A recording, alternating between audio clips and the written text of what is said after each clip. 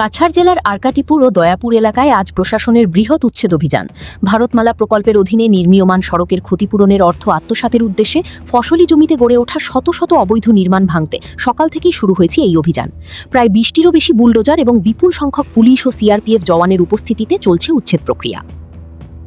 প্রশাসনের দাবি, ক্ষতিপূরণের টাকা হাতিয়ে নেওয়ার উদ্দেশ্যে রাতারাতি চাষের জমিতে অবৈধ ঘরবাড়ি, টিনের চালা ও নার্সারি তৈরি করা হয়েছিল।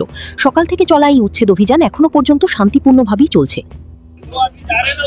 আজি যেটো আমাৰ প্ৰজেক্ট আছে, আমাৰ ডিসি অফিসৰ পৰা জনোৱা গৈছে যে এইটো ভাৰতমালা প্ৰজেক্ট যেটো বনিব, এইটো কাৰণে এই আৰকাটিপুৰ অঞ্চলত ৰংপুৰ মৌজা আৰু নতুন দয়াপুৰ মৌজা ইয়াতে এভিকশন হ'ব।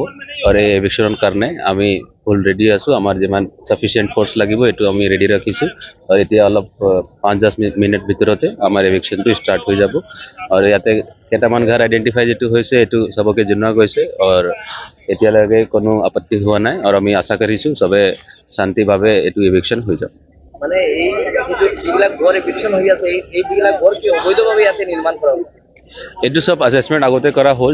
যেটো অবৈধ আছে এইটো তেনেকুৱা ট্ৰিটমেন্ট হ'ব, যেটো বৈধ আছে, যেটো ভ্যালিড আছে এইটো যেনেকুৱা পাব লাগে কম্পেনসেশন না কি এইটো তেনেকুৱা আছে।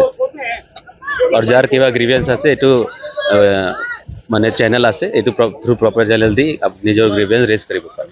কিমান ফোৰ্স আজি নিয়োজিত কৰা হৈছে? আজি ইয়াতে আমাৰ ডিস্ট্ৰিক্ট পুলিচও আছে, আমি বেলেগ ডিস্ট্ৰিক্টৰ ফালৰ পৰা আমি বেটেলিয়ন ফোৰ্সও আছে, আৰু আমাৰ লগত সিআৰপিও আছে, আৰু আমাৰ গোটেই গেজেটেড অফিচাৰ বিলাক ইয়াত আছে। মানে শান্তিপূৰ্ণভাৱে চলি আছে। হা।